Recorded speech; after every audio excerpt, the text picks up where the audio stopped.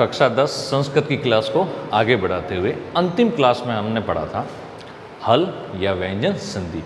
उस संधि में हम 3 संधियाँ पढ़ चुके थे। सबसे पहली संधि पढ़ी थी हमने सचुत्व संधि, नंबर 2 इष्टुत्व संधि और नंबर 3 संधि हमें पढ़नी है। ठीक है, तो 2 संधियाँ हम पढ़ चुके थे, सचुत्व और इष्टुत्व। ठीक है, अपने माध्यमिक शिक्षा बोर्ड के सिलेबस में वो दोनों संधियाँ थी नहीं, लेकिन पढ़ी थी। क्यों? क्योंकि अपने माध्यमिक शिक्षा बोर्ड की जो पुस्तक है स्पंदना, उसके अंदर वो संधियाँ दे रखी है। अब हमारी जो नंबर 3 संधि है उस संधि का नाम है जसत्व संधि।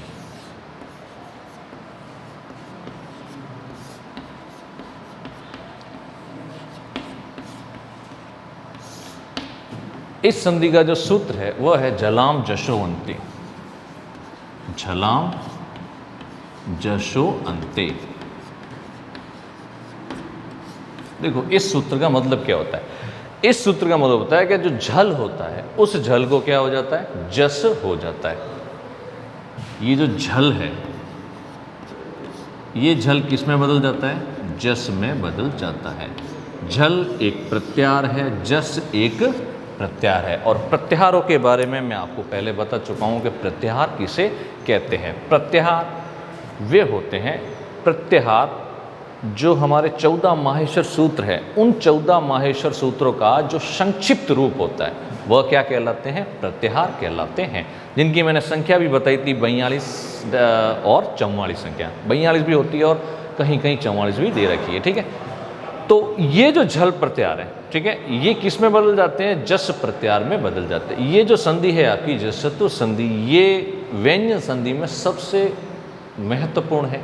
ठीक है, इस संधि में से प्रश्न बोर्ड एग्जाम में सबसे ज़्यादा पूछे जाते हैं।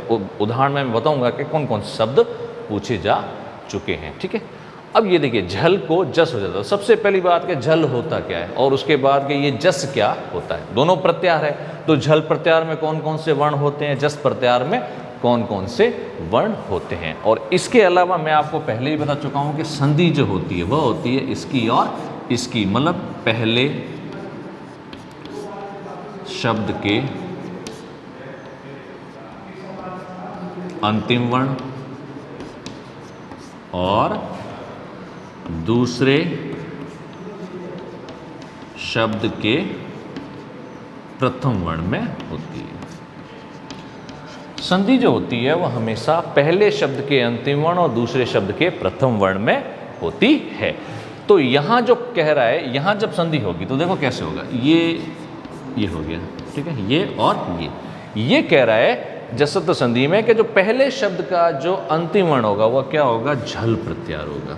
क्या होगा? झल प्रत्याहार। अब सबसे बड़ी बात कि इस झल प्रत्याहार में वर्ण कौन कौन से होते हैं। ठीक है, इस झल प्रत्याहार में होते हैं झ से लेके ल तक के वर्ण। अब अगर इसको वर्णमाला के हिसाब से करेंगे झ से लेके ल तक तो आपसे वर्ण बैठेंगे नहीं।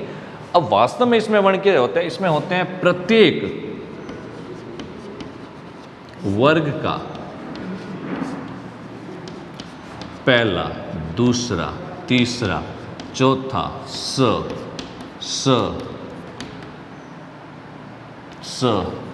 और ह। ठीक है, झल प्रत्याहार का मतलब होता है प्रत्येक वर्ग का पहला, दूसरा, तीसरा, चौथा स ह। अब कुल मिला के ये वर्ण हो गए आपके कितने? 24 वर्ण। प्रत्येक वर्ग का पहला, दूसरा, तीसरा और चौथा। अपने पास 5 वर्ग है, क वर्ग, च वर्ग, ट वर्ग, त वर्ग और प वर्ग। पांचों वर्गों के 4-4 वर्ण, तो 5 चौक 20 ये हो गए और 4 24 वर्ण। तो जसत्व संधि का नियम है कि किसी भी पद के अंत में झल प्रत्याहार, झल प्रत्याहार का मतलब ये 24 वर्ण, मतलब प्रत्येक वर्ग का पहला, दूसरा, तीसरा, चौथा स ह वर्ण हो और उसके पश्चात, ठीक है, और उसके पश्चात यहां पर स्वर या फिर व्यंजन हो। ठीक है, यहां पर स्वर या व्यंजन हो। वैसे ये कहा जाता है कि इस यहां जो पूरे व्यंजन न होके यहां इसका तीसरा और चौथा वर्ण होता है। लेकिन आप समझने के लिए ध्यान रखना कि यहाँ स्वर हो या व्यंजन हो, क्योंकि इतनी ही संधि समझा रहे हैं तो उसमें ये नियम लग सकता है। ठीक है, तो इन दोनों में क्या हो जाएगी? संधि हो जाएगी। संधि होने पर ये जो हमारा झल प्रत्याहार है, ये झल प्रत्याहार बदल जाएगा किसमें? जस प्रत्याहार में बदल जाता है। अब जस प्रत्यार में कौन कौन से वर्ण होते हैं?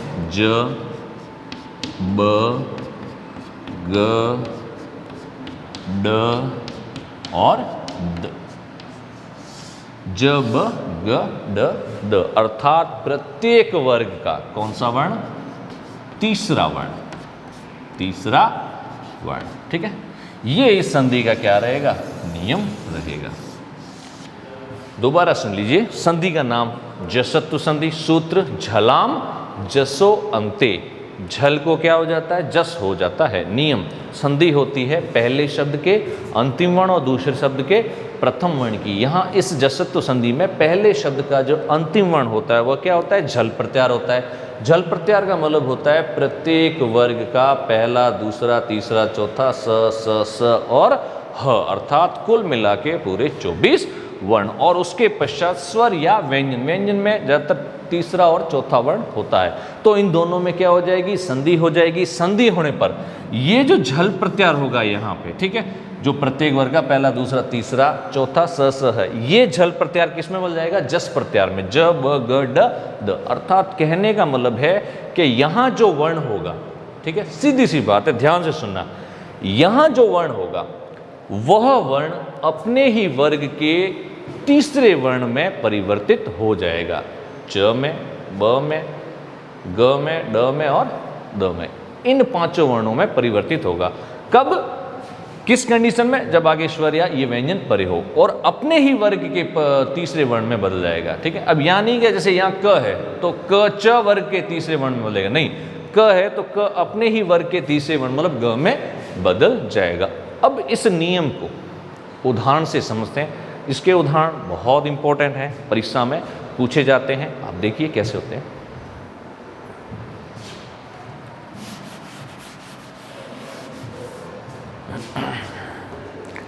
देखिए, सबसे पहला इसका सरल उदाहरण है जगत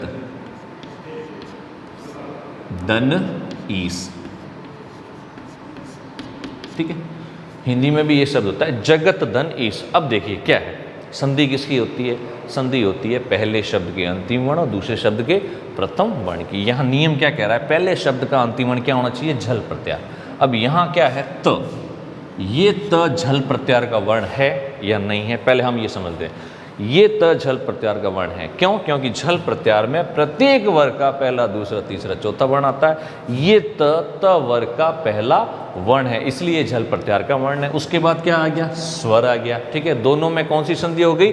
जसत्व संधि हो गई। और जसत्व संधि होने पर ये जो त है, ये त जस प्रत्यार में बदल जाएगा, अर्थात ये त अपने ही वर्ग के तीसरे वर्ण में बदल जाता है। और इस त वर्ग का जो तीसरा वर्ण होता है वो क्या होता है? त, थ, द, ये होता है। ठीक है, अब ये यहाँ त कैसा है? आधा है, तो द कैसा आएगा? आधा आता है। लेकिन आधा वर्ण क्या करता है? पूरा होता है। किसके साथ मिलके? नज़दीक में किसी न किसी स्वर के साथ मिलके। और यहाँ अगर वो नज़दीक में कोई स्वर नहीं है तो वो आधा वर्ण कैसा रहेगा? आधा ही रहेगा। अब देखिए, इस द के पास स्वर क्या है? ई है, तो ये आधा द इस ई के साथ जुड़ जाएगा तो क्या बना देगा? दी। और हमारा शब्द क्या बन जाएगा? जगदीश।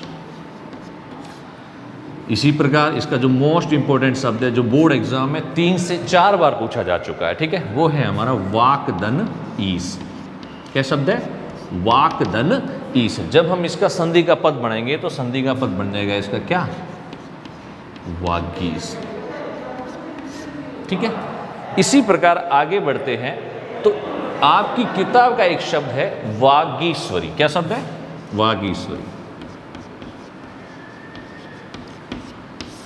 ठीक है, किताब का जो पहला पार्ट है उसी पहले पार्ट का एक शब्द है वागीश्वरी। जब इसका संधि विच्छेद करेंगे तो क्या हो जाएगा? वाकदन ईश्वरी। ठीक है, इसी प्रकार और भी कई उदाहरण है। जैसे एक शब्द है आपका अच। अच के साथ क्या जोड़ दिया हमने? अंत।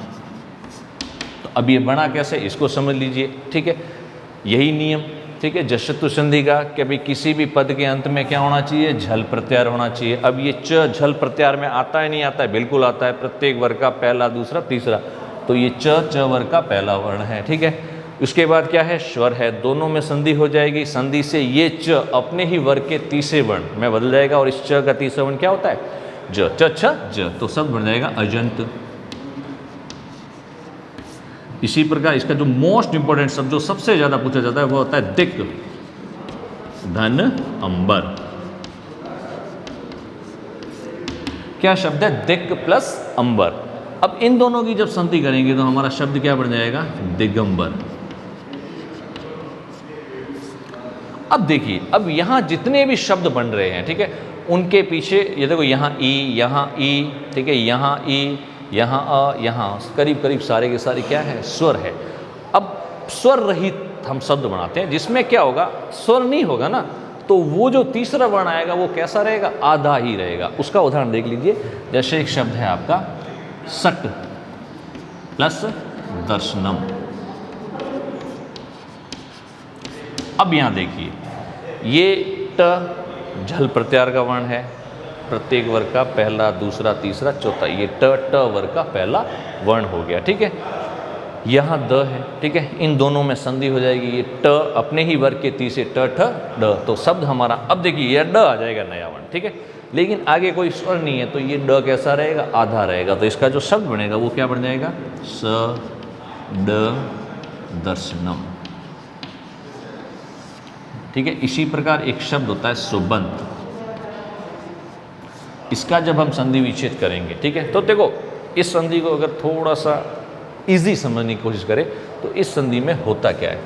इस संधि में जो पहला वर्ण है वह पहला वर्ण अपने तीसरे वर्ण में बदल जाता है, ठीक है। अगर संधि विच्छेद कर रखा है, ठीक है, और संधि विच्छेद का अंतिम वर्ण पहला वर्ण है तो वो अपने तीसरे वर्ण में बदल जाएगा। और हमारा संधि पद दे रखा है, संधि का शब्द दे रखा है, और उसमें तीसरा वर्ण है तो वो तीसरा वर्ण संधि विच्छेद करने पर किस में बदल जाएगा? अपने पहले वर्ण में बदल जाता है। तो अब यहाँ देखिए, ये लिखा हुआ है सुबंत। ये सुबंत क्या है? ब, ठीक है। यहाँ ब कौन सा वर्ण है? तीसरा वर्ण है। अब जब हम इसका संधि विच्छेद करेंगे तो ये जो तीसरा वर्ण है ये अपने ही वर्ग, संधि विच्छेद होने पर ये तीसरा वर्ण अपने ही वर्ग के प्रथम वर्ण में बदल जाएगा। तो इसका प्रथम वर्ण क्या हो जाएगा? सुप। शुप के साथ क्या जोड़ दिया? अंत, तो क्या बन गया? सुबंत। इस प्रकार से हम उसकी संधि विच्छेद करते हैं। और भी कई उदाहरण है, जैसे इसका एक मोस्ट इंपॉर्टेंट उदाहरण है दिग्गज। इसका जब संधि विच्छेद करेंगे तो हो जाएगा आपके दिक् प्लस गज। क्या हो जाएगा? दिक् प्लस गज। दिग्गज का संधि, ये भी एक बोर्ड एग्जाम में 2-3 बार पूछा जा चुका है। इसी प्रकार और शब्द है, जैसे शब्द है हमारा सदाचार। सदाचार का संधि विच्छेद करेंगे तो क्या हो जाएगा? सत प्लस आचार। कैसे बना? ये द आ गया, ये द तीसरा वर्ण है, संधि करेंगे तो अपने ही पहले वर्ण में बदल जाएगा। नियम से करो तो भी अच्छी बात है, बगैर नियम के चलोगे, ये तीसरा और पहले वाले नियम है तो भी आपका संधि विच्छेद हो जाएगा। क्यों? क्योंकि बहुत सरल उदाहरण है। इसी प्रकार इसके और भी कई उदाहरण हैं, जैसे जगदम्बा। इसका संधि विच्छेद करेंगे तो क्या हो जाएगा? जगत प्लस अम्बा। इसी प्रकार एक शब्द है हमारा सट प्लस आनंद। अब जब इस शब्द का संधि विच्छेद करेंगे कि सट प्लस आनंद, तो अब इसी नियम से करेंगे। संधि विच्छेद दे रखा है तो पहला वर्ण पड़ा है, ठीक है। अब ये पहला वर्ण किस में बदल जाएगा? अपने ही वर्ग के तीसरे वर्ण में। तो यहाँ ट की जगह क्या आ जाएगा? ड आ जाएगा, और ये ड इस आ के साथ जुड़ जाएगा तो क्या शब्द बन जाएगा? सडानन। सडानन। तो इस प्रकार से ये आपकी है जश्त्व संधि। बोर्ड एग्जाम में ये ठीक है, ये शब्द कई बार पूछे जा चुके हैं। तो इस संधि को आप बहुत अच्छे से पढ़ना, ठीक है, और इसको समझने की कोशिश करना, ठीक है। वैसे टफ संधि नहीं है, बहुत सरल संधि है, ठीक है। एक बार दोबारा इसका नियम देख लीजिए, ठीक है। संधि का नाम क्या है? जश्त्व संधि। सूत्र है हमारा झलाम जसो अंते। नियम कह रहा है कि जो झल प्रत्यार होते हैं वह किस में परिवर्तित हो जाते हैं? जस प्रत्यार में बदल जाते हैं। कैसे? संधि होती है हमेशा पहले शब्द के अंतिम वर्ण की और दूसरे शब्द के प्रथम वर्ण की। यहाँ पहले शब्द का अंतिम वर्ण क्या होना चाहिए?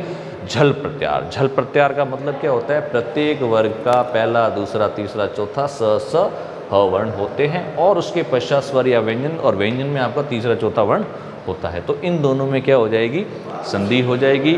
संधि होने पर ये जो हमारा झल प्रत्यार है, ये झल प्रत्यार किस में परिवर्तित हो जाता है, जस प्रत्यार में परिवर्तित हो जाता है। और जस प्रत्यार का मतलब होता है ज ब ग ड द, अर्थात प्रत्येक वर्ग का तीसरा वर्ण, और ये इसके प्रमुख उदाहरण है। तो ये हमारी थी नंबर 3 संधि, जशत्व संधि, जो हमारे सिलेबस में भी है।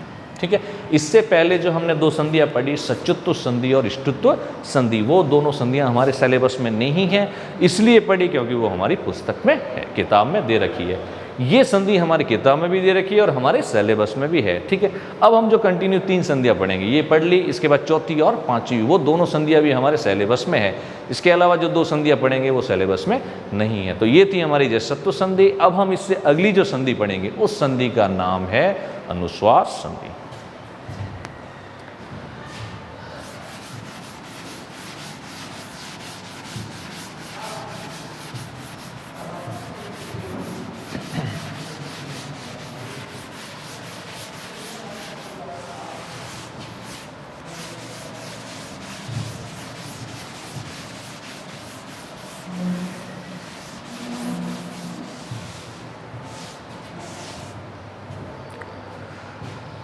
नंबर 4 जो हमारी संधि है, उस संधि का नाम है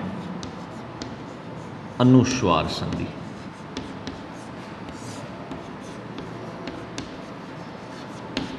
देखिए, इससे पहले हमने एक पढ़ी थी, स्वर संधि में एक संधि पढ़ी थी जिसका नाम था दीर्घ संधि। दीर्घ संधि स्वर संधि की सबसे सरल संधि है, और हल संधि या व्यंजन संधि की सबसे सरल संधि कौन सी है, अनुस्वार संधि। अब इस संधि का जो सूत्र होता है वो देखिए, वो सूत्र होता है हमारा मो अनुस्वार। क्या सूत्र होता है, मो अनुस्वार।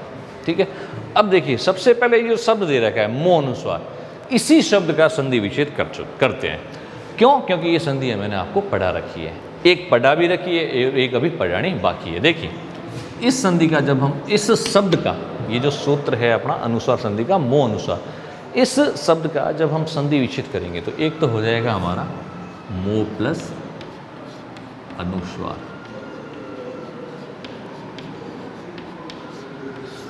ठीक है, संधि कौन सी हो जाएगी, पूर्व रूप संधि।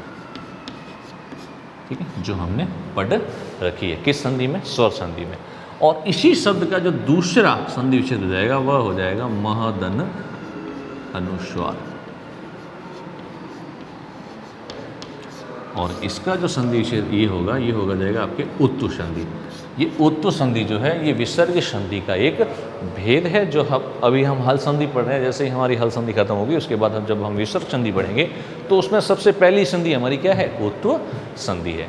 तो संधि अभी हम जो पढ़ रहे हैं नंबर 4, जो बोर्ड एग्जाम में पूछी जाती है, वो है आपके अनुस्वार संधि, व्यंजन संधि की सबसे सरल संधि। बहुत सरल नियम है इसका, सूत्र है हमारा मो अनुस्वार। अब देखिए, सूत्र आपको याद हो चाहे नहीं हो, क्यों? क्योंकि जैसे जैसे हम आगे बढ़ेंगे, ठीक है, व्यंजन संधि में हम जैसे जैसे आगे बढ़ेंगे वैसे वैसे आपका सूत्र भी थोड़ा सा कठिन होता जाएगा। जैसे इससे जब आगे बढ़ेंगे, जो प्रश्रवण संधि पढ़ेंगे तो उसका सूत्र इससे भी थोड़ा सा टफ रहेगा। ठीक है, आगे अनुनासिक संधि पढ़ेंगे तो उसका भी सूत्र थोड़ा सा टफ रहेगा बोलने में और लिखने में। लेकिन अपने को सूत्र की ज़्यादा महत्ता नहीं होती है, हमें तो उस सूत्र का क्या होना चाहिए, नियम याद आना चाहिए। आपको सूत्र याद है या नहीं, उससे कोई फर्क नहीं पड़ता। अपने को तो संधि विच्छेद करना है, वो हम अच्छे से कर सकते हैं। तो इसका जो सूत्र है वो है हमारा मो अनुस्वार। अब इसमें क्या होता है, ठीक है,